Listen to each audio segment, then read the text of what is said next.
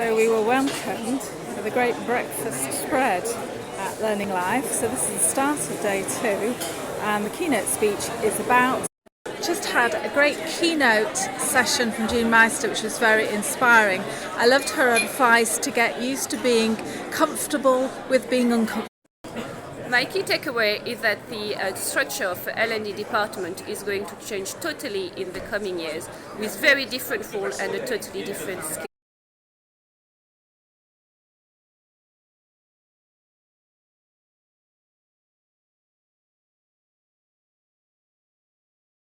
Lucy Standings started her session by saying there's going to be nothing new within it because social learning has been around since chimpanzees. But in fact, there was lots to make you think.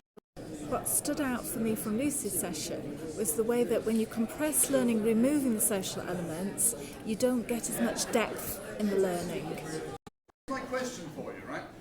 In this room we had something like, 300, 400 people who were really high in their organisations, involved in learning and development for their people. On this table here, we've had actually three great actions. I'm not including David, not because he's incapable of taking action, but because he works for a consulting. So my takeaway is that artificial intelligence, is it a big scary future, or actually is it just a way of making our lives easier?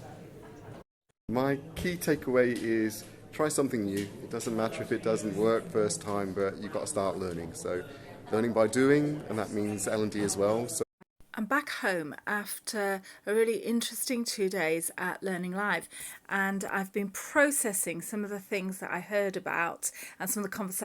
I was of course reminded about how important it is always to be learning within L&D, and I loved the quote about getting comfortable with being uncomfortable.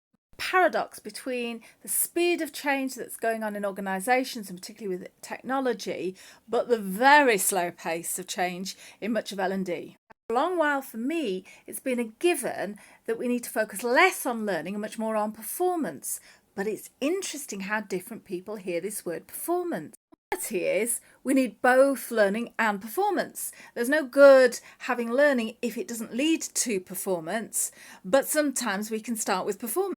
And I'm really pleased that I've got new ideas and additional thoughts about learning transfer and curation. So the things that I'm currently working on and currently obsessed with. It's great.